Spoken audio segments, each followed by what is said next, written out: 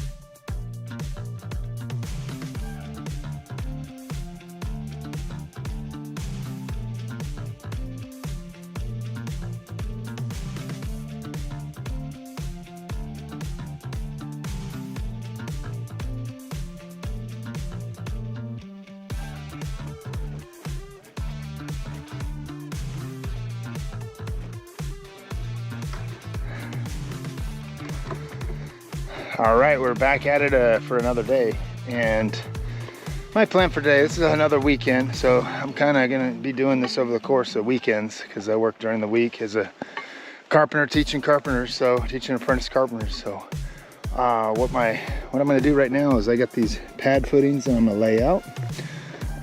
So last time, right at the end, I got that excavator across the trench, or the continuous footing, and brought it back over to my neighbors, you know, like a good neighbor would do that's borrowing stuff. You put it back, right?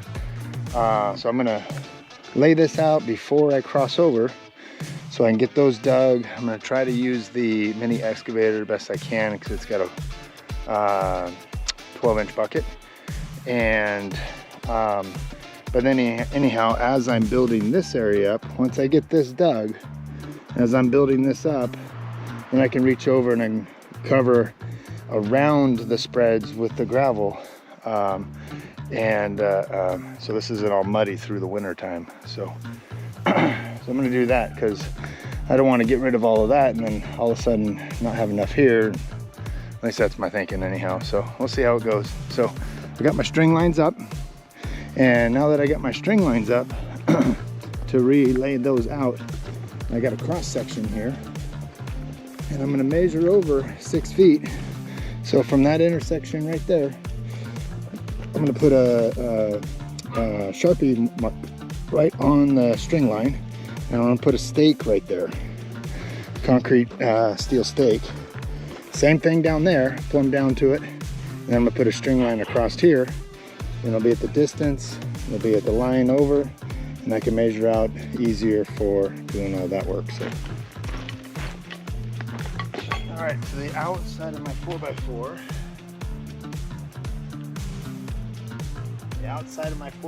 post, this is the north side, and 6 feet is going to be the east side.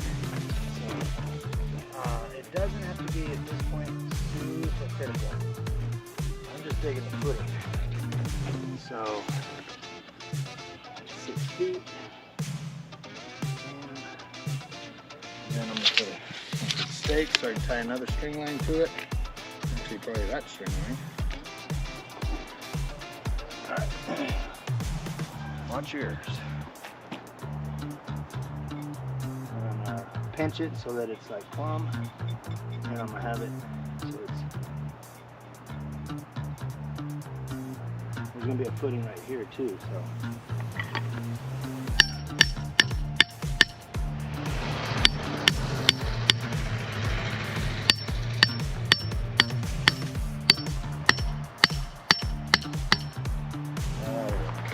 Right, now same thing on the other end, and actually I'm going to walk down there. So if you twist your string over and over and then onto itself and then tighten it up, when it laps over itself, it kind of holds itself there.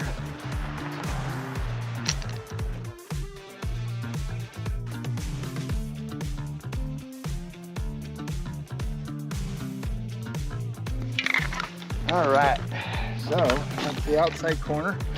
It's a 4x4 post. So I'm gonna go here.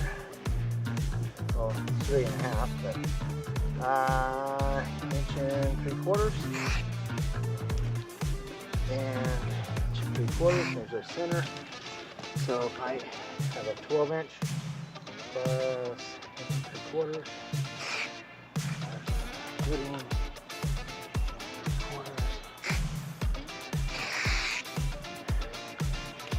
Back 2 feet.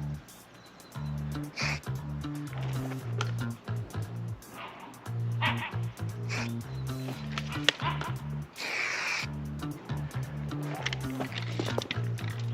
here 12 inches.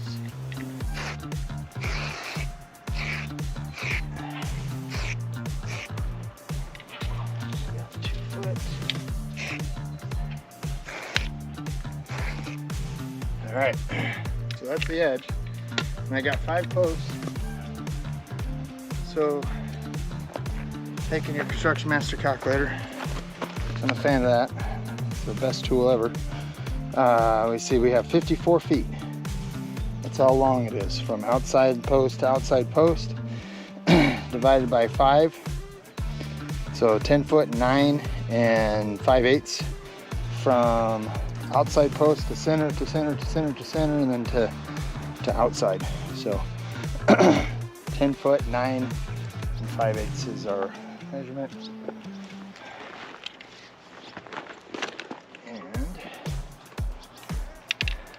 To the outside, and I can't really hook on it unless I had somebody help me. But yeah, I'm gonna be super critical.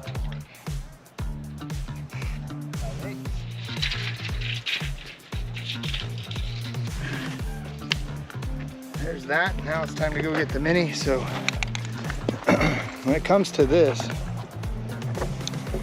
I want to just make sure that I'm 18 inches from the grass line to the bottom of the gravel.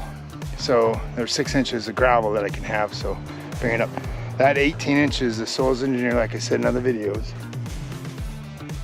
makes it a stable soil at that 18-inch line, so it's not expanding and contracting, lifting and shrinking with the moisture in the seasons of this clay soil. So that's what I'm going to make sure that I'm at least down that far, and ideally is might as well go a little more, 18 inches below that. The tops of these little concrete piers, they're not going to slope with the terrain, because the sidewalk, it's actually going to kind of ramp up some and then tail off a little more over there. So I'm going to create a little swell right here, angling that direction is my hope. So I got 2 options. I can drill it, okay, and then finish it off with the shovel.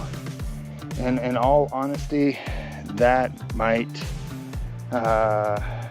be the neatest, and I might be changing my mind to do that instead of using an excavator, just because it's so small. I get in there with a little excavator, I can get some of it, but it gets to be cumbersome and might take longer, frankly. So now that I did all this, I'm gonna probably end up just getting the excavator over here, take advantage of some good weather and do that. This is done, so if I needed to, I can at least put gravel in between it, drill that later. So I think that's gonna probably be the best plan for right now. So let's get going doing that.